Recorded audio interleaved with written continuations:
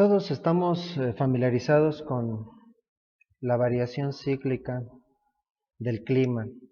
Nos acostumbramos a que en ciertas épocas la temperatura es baja y luego se va alternando con periodos cada vez más cálidos.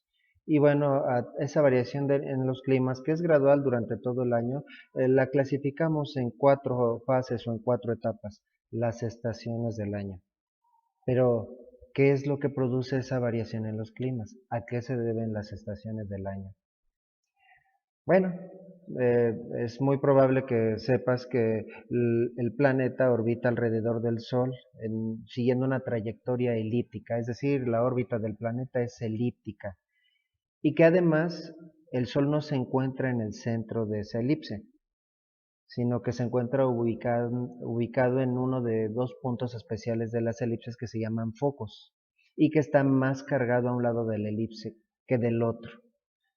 Esto implica que la Tierra pase de una posición más cercana o la más cercana posible a la posición más lejana posible. La posición más cercana de un planeta al Sol se conoce como perihelio.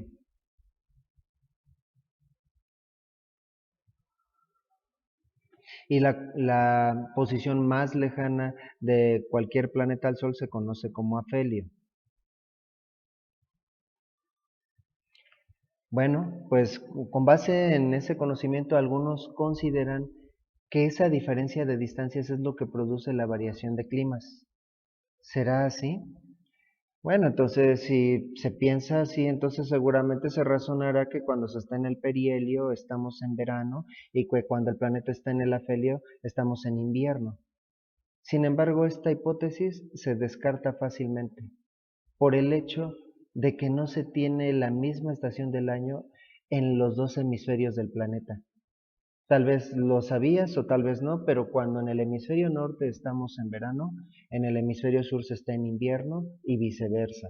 Cuando el hemisferio norte se está en primavera, en el hemisferio sur se está en otoño y viceversa. Entonces, ¿qué es lo que genera las estaciones del año? Bueno, tenemos que hacer varias consideraciones. Eh, esta diferencia de distancias, el perihelio y el afelio, ¿no producen un cambio significativo en el clima? Realmente no. La verdad es que esa órbita, así como la dibujé, no corresponde a la trayectoria real que sigue el planeta. Hay que hacer algunas aclaraciones. Una elipse puede estar más aplanada o más o menos aplanada. Por ejemplo, podría yo dibujar una órbita más aplanada o una órbita menos aplanada que la que tenía al principio, ¿verdad? Y ese grado de, vamos a llamarle aplanamiento, se conoce en matemáticas como excentricidad. Mientras más alargada esté una órbita, una elipse, entonces se dice que es más excéntrica. Cuando está menos aplanada y su figura se aproxima más a un círculo, entonces se dice que es poco excéntrica. En el caso de nuestro planeta, la órbita es muy poco excéntrica. Si dibujáramos a escala la órbita del planeta, no la distinguiríamos de un círculo. La diferencia entre distancias es en el perihelio de 147 millones de kilómetros y en el afelio 152 millones de kilómetros. Así que no está bien proporcionado este diagrama. Esa diferencia de distancias representaría menos del 5% y ese estar 5% más cerca del Sol no genera una variación considerable en la temperatura del clima. La variación en la temperatura del clima se debe más a otro factor. Hay otro factor más importante que vamos a mencionar más adelante, la oblicuidad de la eclíptica. La primera consideración que debemos hacer es que debido a la curvatura de la Tierra, desde nuestra perspectiva, el Sol no sigue la misma trayectoria, no sigue el mismo camino, ya sea al salir o al ponerse. ¿Verdad? Por ejemplo, en esta imagen, en la imagen del lado izquierdo, estamos representando una vista de una puesta del sol hacia el oeste. Si el sur nos queda a la izquierda y el norte a la derecha y estamos viendo el horizonte, entonces estamos viendo hacia el oeste. A lo que me refiero es a lo siguiente: el Sol no siempre no siempre va a seguir un camino perpendicular al horizonte. Esto se presentaría solamente en el ecuador o lugares que estuvieran a esa latitud, ¿verdad? Sin embargo, si nos encontramos en una latitud diferente y más cerca del polo norte que del polo sur, entonces el Sol seguiría un camino oblicuo, con el Sol cargado siempre hacia el sur, seguiría un camino semejante al que estoy representando en esta parte. Mientras más cerca estemos del polo norte, entonces el camino que veríamos del Sol sería cada vez más oblicuo, ¿verdad? Más cerca del polo norte, y entonces el camino sería todavía más oblicuo al ponerse. Ahora en el hemisferio sur siempre veremos el camino del Sol, pero cargado hacia el norte. Bueno, en el caso de que estuviéramos viendo hacia el este, entonces estarían invertidos el sur y el norte. Bueno, entonces la salida de todas maneras siempre en el hemisferio sur estaría cargada hacia el norte y siguiendo una trayectoria cada vez más oblicua a medida que estemos más cerca del polo sur, y en el hemisferio norte la salida estaría cargada hacia el sur, sí, lo mismo, siguiendo un camino más oblicuo mientras más cerca estemos del polo norte. Eso se debe a la curvatura de la superficie terrestre. Ahora, un fenómeno que se presenta debido al movimiento de traslación de la Tierra alrededor del Sol, combinado con otro fenómeno que vamos a mencionar adelante, que es la oblicuidad de la eclíptica, es la variación en la posición de la salida o de la puesta del Sol, observándola desde un mismo punto. Imaginemos que hacemos la actividad o el ejercicio de observar día tras día en qué posición se pone el Sol, parados en la misma posición, desde el mismo punto del terreno. Entonces notaríamos el siguiente, en ese caso notaríamos el siguiente fenómeno, que durante unas épocas del año, si le tomáramos una fotografía a todas las puestas del Sol desde un mismo punto, veríamos, y luego hiciéramos una película, una grabación con todas esas imágenes, veríamos que el Sol se iría desplazando día tras día en su salida y puesta en unas épocas del año de sur a norte hasta llegar a una posición extrema, y luego se empezaría a desplazar de norte a sur, ¿verdad? Hasta una posición extrema en el extremo sur. Y se completa este ciclo de sur a norte y de norte a sur justo en 365.25 días. Esto está relacionado con el movimiento de traslación de la Tierra. Tal vez no notamos mucho la relación de la traslación de la Tierra con este fenómeno, y tal vez ni siquiera nos habíamos percatado de este detalle. Pero bueno, más adelante vamos a explicar qué relación tiene esto para empezar, qué es la oblicuidad de la eclíptica y qué relación tiene esto con este fenómeno de salida y puesta. Bueno, este ciclo de movimiento que se presenta no solamente en la puesta o en el ocaso, sino también en la salida del Sol o en el orto, nos permite marcar 4 fechas importantes, que son los solsticios y los equinoccios, ¿verdad? Entonces consideremos que esa es la posición extrema sur de la puesta del Sol. Esa es la posición más al sur en la que se puso el Sol visto desde el mismo punto. Bueno, y también vamos a mencionar o vamos a considerar que esta es la posición extrema norte, que ese es el punto más al norte en el que se puso el Sol. Bueno, si midiéramos esa variación y pusiéramos un punto justo al centro, entonces tal vez estarás de acuerdo conmigo en que el Sol pasaría por esa posición en 2 épocas del año diferentes. Una cuando el Sol se va desplazando de sur a norte y otra cuando el Sol se va desplazando de norte a sur. Por este punto el Sol va a pasar dos veces y eso marca dos fechas astronómicas o relacionadas con las estaciones del año conocidas como solsticios y equinoccios. Tal vez ya lo sepas, hay dos fechas de solsticios y dos de equinoccios, ¿verdad? Entonces, cuando el Sol está en una posición extrema al sur, entonces ese es uno de los solsticios. ¿Qué solsticio? Hay dos solsticios, el solsticio de verano y el solsticio de invierno. Pero cuando está más al sur, ¿qué solsticio sería? ¿El de verano o el de invierno? Depende de nuestra latitud. También lo vamos a mencionar más adelante. Solsticio en las posiciones extremas.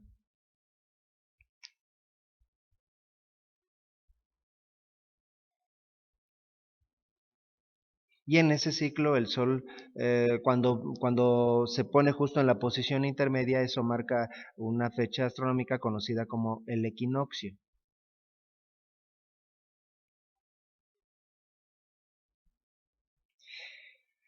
Eh, la palabra equinoccio viene de una raíz, de una palabra que significa noche igual equinocte, y a lo que hace referencia es que cuando el Sol salga o se ponga en esa posición intermedia, la duración del día es igual a la duración de la noche. Las posiciones extremas se llaman solsticios debido a que durante varios días o incluso varias semanas no se ve tanto la variación en la salida y puesta del sol.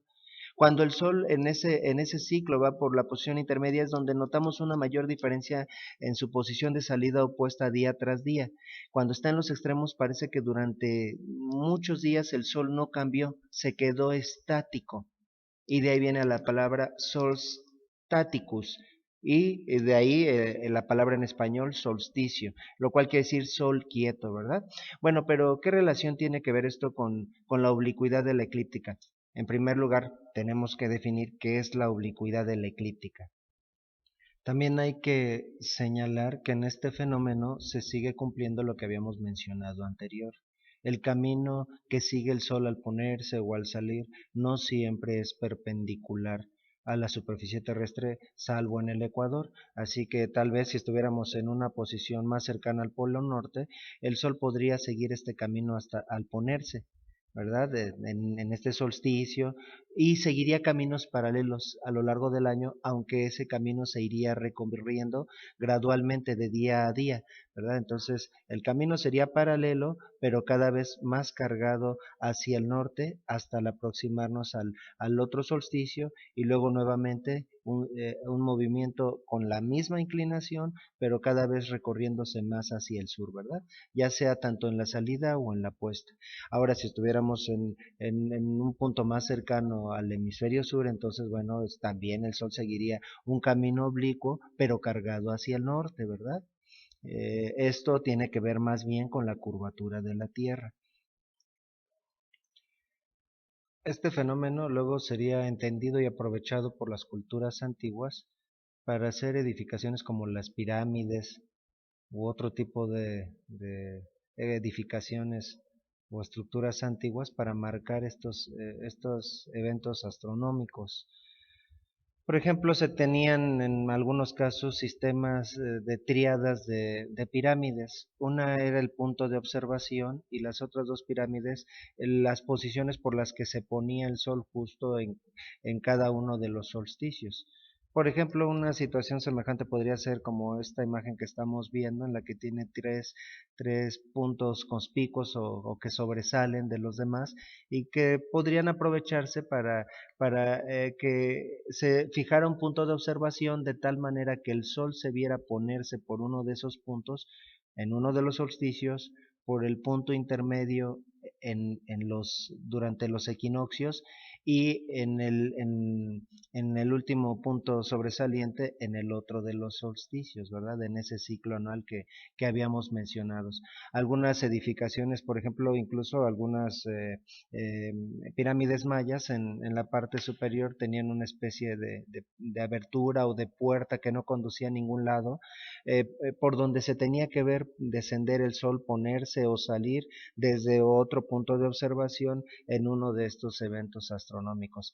Habían otro tipo de edificaciones, tal vez un poco más ingeniosas, que no estaban viendo justo hacia el este o hacia el oeste, sino más bien que sus vértices, su base no estaba orientada hacia el norte o hacia el este o hacia el oeste, sino de manera oblicua, como en la pirámide de Kukulcán, en donde la sombra de los bordes de la pirámide se proyectaba sobre una escalinata central en cada una de estas fechas, para que la sombra simulara el cuerpo de una serpiente que iba descendiendo, ¿verdad? Puedes buscar información acerca de la pirámide de Kukulcán. Uno de los observatorios más antiguos y simples y sencillos era el de Goseck en Alemania, que consistía en una empalizada circular, es decir, una serie de troncos o estacas, una al lado del otro, formando un círculo con con una serie de aberturas especiales. Por ejemplo, podría ser una estructura como la que se muestra en la figura. Entonces, parándose en el centro de esa empalizada, la idea es que durante uno de los solsticios el sol se viera saliendo o poniéndose por una de esas aberturas, y en el otro solsticio por la otra de las aberturas, y tal vez durante el equinoccio viendo si es que en estas aberturas se veía la puesta, entonces en esta abertura se vería la salida durante el equinoccio, o viceversa. Si aquí estuviera la puesta, perdón, la salida, entonces la salida de los solsticios, aquí tendríamos la puesta de los equinoccios. Y una estructura semejante a esta también pudiera ser la de Stonehenge, muy famosa, pero bueno, todas aprovechaban este fenómeno de la variación en la salida y puesta del sol, es decir, el camino que sigue el sol, el camino aparente, ¿verdad? Que es la percepción que tenemos acerca del movimiento de rotación de la Tierra. Nosotros no percibimos el movimiento de rotación de la Tierra. La percepción es que todo gira alrededor de la Tierra, como se pensaba antiguamente. Pues también conocemos muy bien que la Tierra orbita alrededor del Sol, ¿verdad? Y esa órbita que está representada con esta línea azul, define un plano, ¿verdad? Hay por decirlo así, una lámina que se extiende indefinidamente sobre la cual se encuentra la Tierra en todo momento, ¿verdad? Y a ese plano se le llama el plano de la eclíptica. Y de hecho, bueno, también haciendo un paréntesis, eso hace que desde nuestra perspectiva sea más bien el Sol el que se va desplazando a lo largo del año con respecto a las constelaciones. Por ejemplo, en este caso, en este diagrama, cuando la Tierra, el Sol y la constelación de Virgo están alineadas, ¿verdad? Entonces, es cuando se considera que el Sol está en la constelación de Virgo. Está tapando a esa constelación. Desde nuestra perspectiva, el Sol va a ir barriendo una franja de constelaciones que también quedan en ese mismo plano, que también están sobre la eclíptica, ¿verdad? Entonces, cuando la Tierra haya avanzado más en esa trayectoria, ¿verdad? Por ejemplo, cuando la Tierra esté en esta posición, entonces, pues tal vez ya en esa posición estaría alineada la Tierra con el Sol y con la constelación de Virgo, de Libra, perdón, y entonces Ahí se diría que el Sol está en la constelación de Libra y así gradualmente iría bloqueando la luz del Sol las diferentes constelaciones a medida que la Tierra va orbitando alrededor del Sol. Entonces la Tierra se encuentra orbitando en un plano y a ese plano es al que denominamos el plano de la eclíptica. Y desde nuestra perspectiva, en resumen, el Sol va barriendo gradualmente diferentes constelaciones, pero las constelaciones solo que quedan en una franja, la franja o la banda del zodíaco. Bueno, ¿cómo podemos saber qué constelación es la que está bloqueando el Sol? Su luz no nos dejaría ver precisamente esa constelación. Lo podemos saber a partir de la última constelación que se ve antes de que salga el Sol y la primera constelación que se ve después de la puesta del sol, ¿verdad? En este caso, una de esas constelaciones, para este caso en el que están alineados la Tierra, el Sol y Virgo, una de las constelaciones sería Libra y la otra sería Leo, una que se vería justo cuando el Sol se acaba de poner y una eh, justo antes de que el Sol salga. Pero, ¿qué es ese fenómeno al que le llamamos oblicuidad de la eclíptica? Bueno, voy a tratar de ilustrarlo ah, a través del siguiente fragmento de video. Como puedes notar, a medida que hago girar esta esfera, hay unas partes que por un momento son visibles, por ejemplo esta mancha roja, que son visibles para la cámara y momentos en los que dejan de verse. Están en la parte de atrás con respecto a la cámara. Mientras que si puedes notar el punto más alto lo estás viendo todo el tiempo. Por otro lado, hay una parte que no ves en ningún momento. En la parte de abajo dibujé una S y mientras la hago rotar cuando tengo la pelotita de esta manera, no la ves en ningún momento. Imagínate ahora que tu posición representa la posición del Sol. Eso quiere decir que los rayos del Sol desde tu posición solamente iluminan una parte del planeta. Algo que tal vez no se nota en esta grabación es que no estoy haciendo rotar esta esferita de manera que su eje apunte hacia arriba, sino que lo tengo en diagonal. Estoy haciendo esto, pero con la varilla apuntando hacia la cámara. Entonces, en este caso, hay puntos en los que si la posición de la cámara representa la posición del Sol, que aunque transcurran varios días, varias rotaciones del planeta, todo el tiempo están iluminados. Y hay partes en la parte de abajo de esta esfera, el hemisferio sur, en la que pueden pasar varios días, semanas, en las que no hay luz del Sol. Es una noche permanente que dura varios días. Ahora, la Tierra rota alrededor del Sol, que en este caso la cámara representa la posición del Sol, rota de manera que su eje de rotación siempre apunta en la misma dirección. Esta inclinación del eje de rotación se le llama oblicuidad y la Tierra rota de manera que siempre el eje apunta en la misma dirección. Entonces, dentro de unos 6 meses, el planeta quedaría en la parte trasera de la cámara. O desde otra perspectiva, ahora verías esto.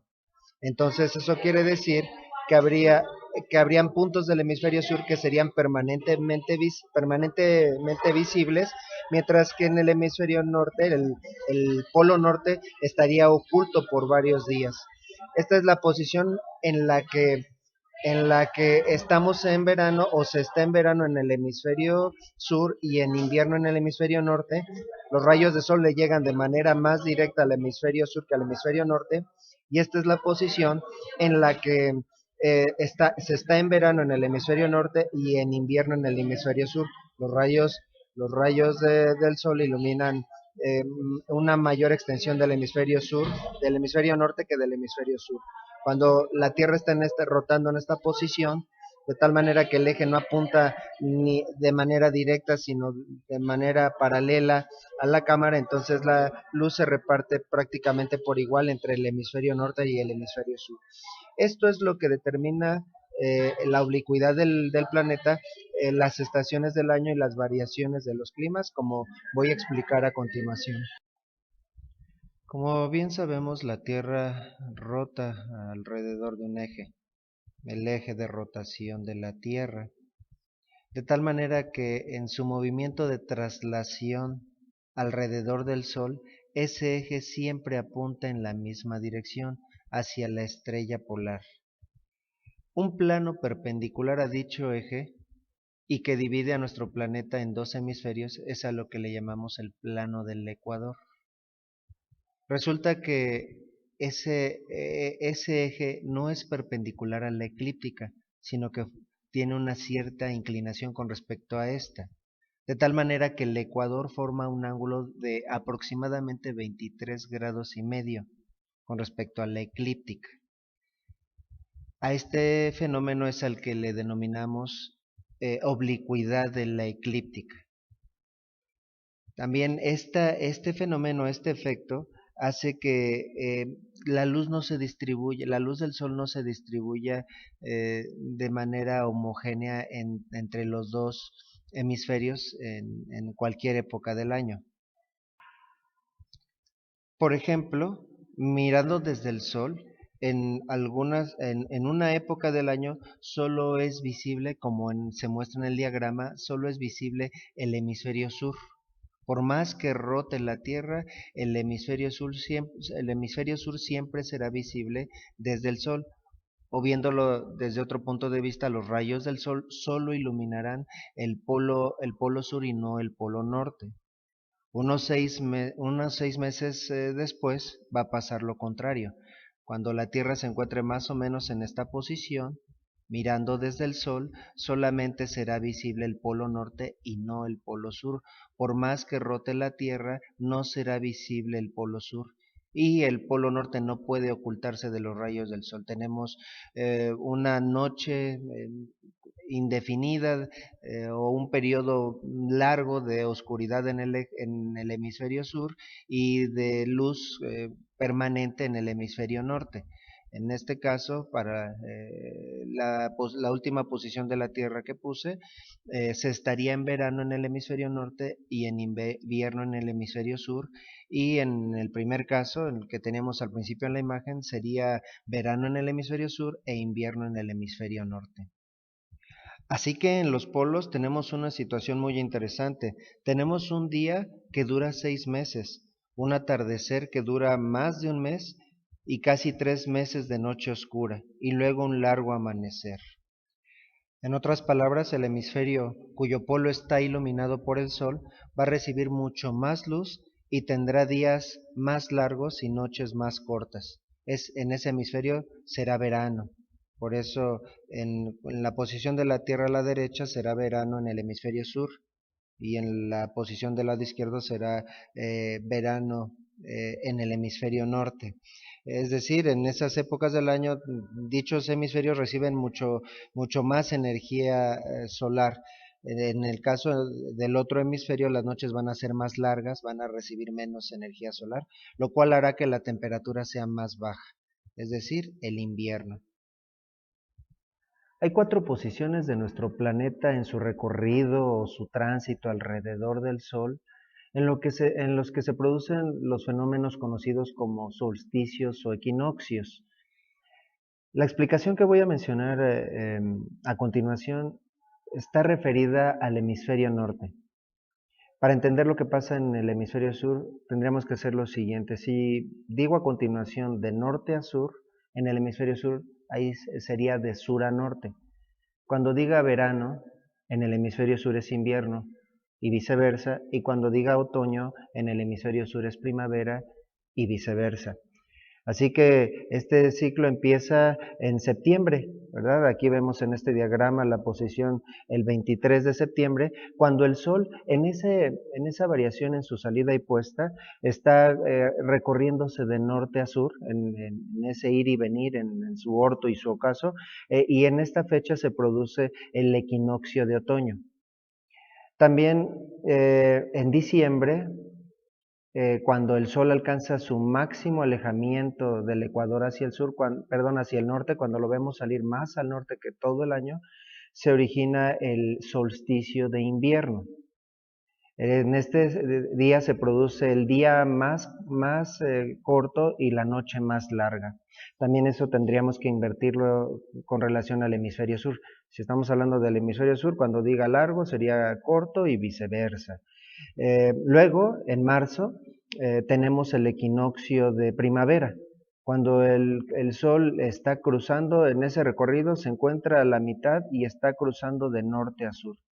Finalmente, el ciclo se completa en junio, ¿verdad? Con el solsticio de verano, al alcanzar 23.5 grados al sur del Ecuador.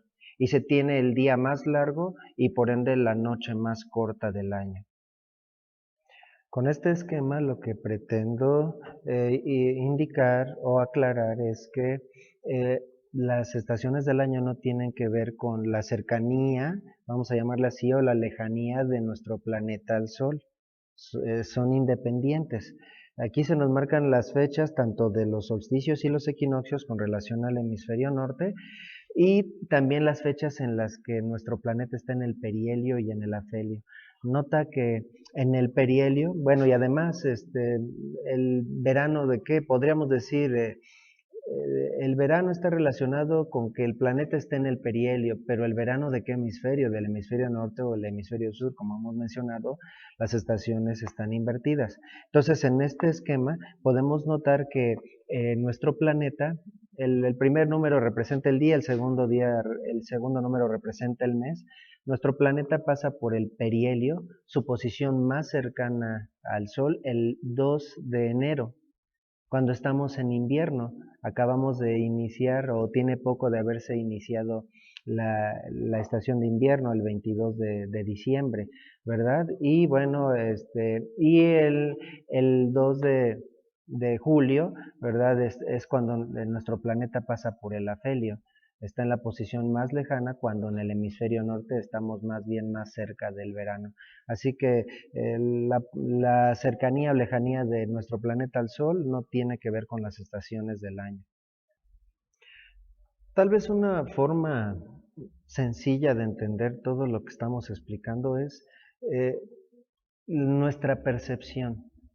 Sabemos bien que el movimiento aparente del Sol se debe al movimiento de rotación del planeta, pero vamos a referirnos como si fuera el Sol el que se estuviera moviendo sobre el horizonte. Como hemos dicho, su salida y su puesta se va recorriendo. En este diagrama no hay que hacer mucho caso al planeta que está en el centro, sino al disco o al plano horizontal que está en amarillo. Eso representa el horizonte. Entonces la salida y puesta del Sol va, como ya hemos mencionado, recorriéndose en unas épocas del año de sur a norte y en otras de norte a sur. Pero además, el camino que sigue sobre el horizonte no siempre es igual de largo, ¿verdad? Y lo mismo pasa con el camino que sigue por debajo del horizonte. Como hemos mencionado, también el grado de inclinación de esa trayectoria del Sol sobre el horizonte depende de qué tan cerca o estemos de los polos o del ecuador. Entre más entre más cerca de los polos, la trayectoria será más oblicua y mientras más cercanos al ecuador estemos, la trayectoria será más perpendicular, ¿verdad? Yo lo comparo a un tornillo, eh, o más bien a una pija en su parte final. Su cuerda es paralela, cada línea es paralela, pero en la puntita las líneas son cada vez más cortas. Eso pasa con la trayectoria que sigue el Sol a medida que nos vamos acercando al invierno. Entonces, por ejemplo, este diagrama representaría la trayectoria que sigue el Sol en el hemisferio norte, siempre cargado hacia el sur, ¿verdad? Pero unos días van siendo cada vez más cortos. Tenemos un día más largo que todos los del año y otro que es el día más corto que todos los del año. Y estas dos fechas corresponden, tanto el día más corto como el día más largo corresponden a los solsticios. Esto se debe a que no hay mucha variación por semanas en cuanto a su salida y puesta del sol. De ahí viene sol estáticos, como ya habíamos mencionado.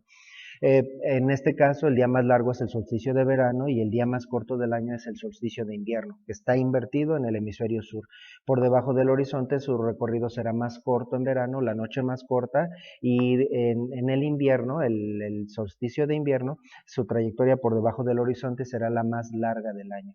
Pero también tenemos dos fechas que son los equinoccios en los que tenemos el mismo número de horas de luz que de oscuridad, ¿verdad? A medio camino entre esas dos posiciones extremas. Te pido ahora que te concentres en esta parte de los esquemas. Vamos a analizar esta parte, ¿verdad? La que estoy poniendo en medio de un círculo. La oblicuidad de la eclíptica permite distinguir varias zonas de nuestro planeta.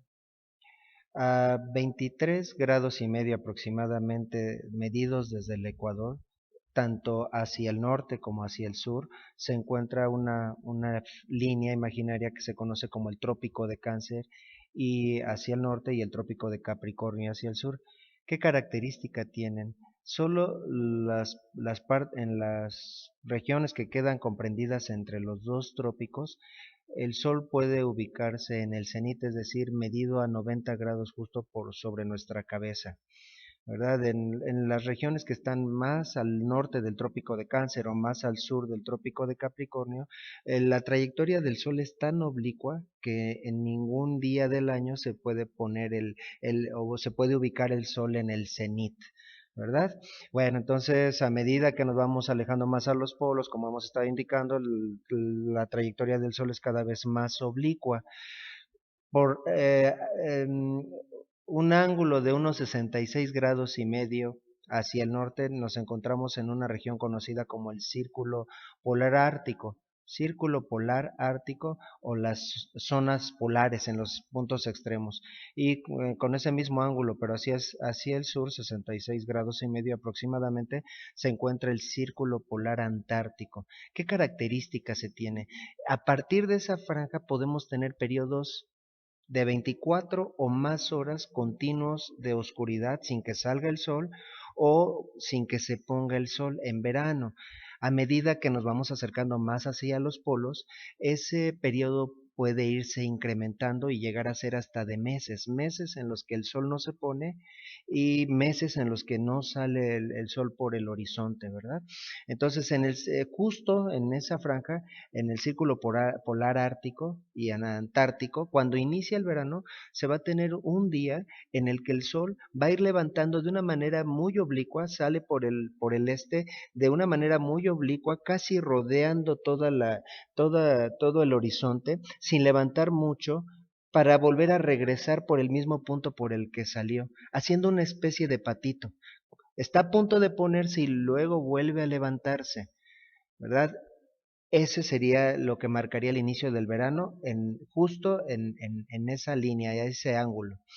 Y en el invierno, cuando inicia el invierno, tendríamos un día de 24 horas o un periodo de 24 horas en el que no vamos a ver el sol, como que el sol está clareando el día, se ve que se viene el amanecer, pero después otra vez empieza a oscurecer, va a salir el sol, pero no, como que se arrepintió y otra vez empieza a descender en su trayectoria por el horizonte, será visible en el hemisferio opuesto. Ahora sí, sí, tal vez ya empezaste a notar las características en los siguientes diagramas tenemos la percepción que se tiene acerca de la trayectoria del Sol a diferentes latitudes. ¿Podrías tú indicar en cuál de los otros 6 diagramas se encuentran a una latitud cercana o igual a la del Ecuador? Bueno, si consideraste que esto es la trayectoria del Sol en el Ecuador, contestaste correctamente, ¿verdad? Ahí sí, solo en el Ecuador el recorrido del Sol eh, es perpendicular al horizonte. Y bueno, aún así tenemos 2 días ahí en los solsticios, tenemos los 2 días más cortos, es un caso particular, y el equinoccio es el día más largo, o prácticamente no hay mucha variación en la duración de los días. Bueno, ahora, por ejemplo, a medida que nos vamos acercando más al Polo Norte, entonces vamos viendo cómo la trayectoria del Sol es cada vez más oblicua. Por ejemplo, aquí en este diagrama se describe, voy a ponerle un color un poquito más llamativo, se describe la trayectoria del Sol en un punto que está ubicado justamente en el trópico de Cáncer. El trayecto del Sol está más cargado hacia el sur, ¿verdad? Más bien es este el diagrama, más bien es este, ¿verdad? Entonces, un lugar que se encuentra a 23.5 grados medidos desde el Ecuador. Esta trayectoria indicaría el día del solsticio de verano, que ocurre el 21 de junio, ¿verdad? Y unos 6 meses después, el 22 de diciembre, ocurre el solsticio de invierno.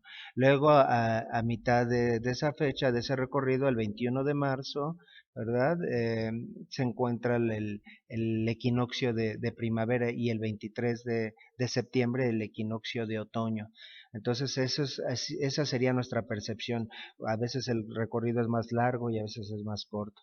Ahora, en este diagrama sería un lugar del planeta que se encuentra justo en la línea que divide a la zona polar, el círculo polar ártico. Entonces, esto es lo que estaba describiendo. El Sol sigue una trayectoria muy oblicua en la que como que se va a poner, pero nuevamente vuelve a levantar. Esto ocurre el 21 de junio, es decir, en el inicio del verano, y habrá un día en el que el sol está a punto de salir por el horizonte, pero se vuelve a ocultar, ¿verdad? Ese sería el solsticio de invierno.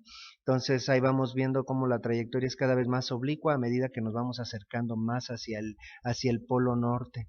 Aquí tenemos la trayectoria que seguiría el Sol a 50 grados, con una latitud de 50 grados hacia el norte, ¿verdad? Estaría como con una trayectoria más oblicua que en el trópico, pero menos oblicua que en el círculo polar. Y finalmente, ¿cómo será en la trayectoria, el recorrido, el camino que sigue el Sol por encima del horizonte si estamos parados justo en el polo, ya sea en el polo norte o en el polo sur? En estos lugares del planeta lo que se vería hacer al Sol es solamente dar vueltas sobre el horizonte e ir descendiendo poco a poco a medida que van transcurriendo los días. Así que en los polos no tenemos que correr para tomar una fotografía de la puesta del Sol. La puesta del Sol abarcaría varios días, lo veríamos por el horizonte, rodeando todo. Si estamos en un lugar muy despejado en el que no hay obstáculos, lo veríamos por todos los puntos cardinales poniéndose, y después lo dejaríamos de ver por meses, ¿verdad? Entonces, bueno, sería interesante ir a ver la trayectoria del Sol en esa latitud. Y finalmente, bueno, en el hemisferio sur, el Sol seguiría una trayectoria oblicua, pero con una inclinación hacia el norte, ¿verdad? Esto es un lugar que se encuentra a 38 grados de latitud sur. Déjenme marcar a lo que me refiero, este diagrama. 38 grados de latitud sur, más o menos la ubicación de Melbourne en Australia.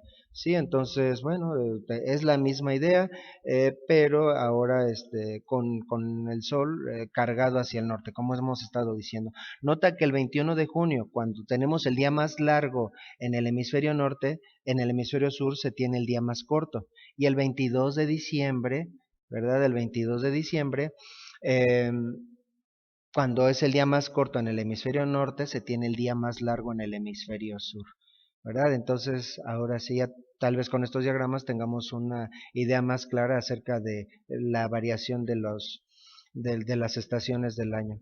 Ahora la pregunta sería, ¿y por qué en los polos?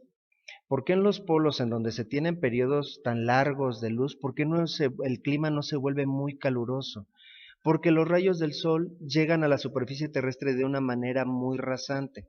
Para ilustrarlo, vamos a considerar la siguiente imagen. Tenemos una linterna bueno, un par de linternas idénticas que están iluminando una cierta superficie. Una de tal manera que los rayos llegan de manera perpendicular a la superficie, y la otra de manera que los rayos llegan de manera oblicua. Bueno, ¿cuál sería la diferencia? En el primer caso, cuando llegan de manera perpendicular, ¿verdad? Se va, como puedes notar, a iluminar un área menor o una superficie menor que cuando se ponen de manera oblicua. Así que toda la radiación está concentrada en una superficie menor. En otras palabras, cada centímetro cuadrado recibe menos cantidad de energía que cuando la lámpara está en diagonal. Entonces, por eso en los polos, aunque los rayos del sol iluminen tal vez durante semanas o meses la superficie, llegan muy rasantes, de una manera muy oblicua, entonces es muy poca la radiación que recibe y por eso aún a pesar de tener un verano de meses, la temperatura es muy baja en los polos, ¿verdad? Pero entonces aquí tenemos un juego de dos factores. En primer lugar, el ángulo con el que llegan los rayos y otra cosa es la duración del día. Entonces, en realidad es una combinación de los dos aspectos. La verdad es que determinar el clima de un lugar es algo complejo. Esto es el objeto de estudio de una ciencia muy profunda que es la meteorología y influyen otros factores, por ejemplo, las corrientes de aire que se producen por el movimiento de rotación del planeta y la fuerza de Coriolis, eh, la orografía, si el país o el lugar está rodeado de masas de agua, que eso regula la temperatura del planeta. Así que por eso dos lugares que se encuentran a la misma latitud, por ejemplo, pensemos en Europa y Canadá, a pesar de que tal vez hayan dos lugares, pueden tener climas muy distintos también por cómo es la orografía, ¿verdad? Bien, entonces pues, con esto se explica también porque a pesar de que los días son muy largos en los polos, el clima no es muy caluroso.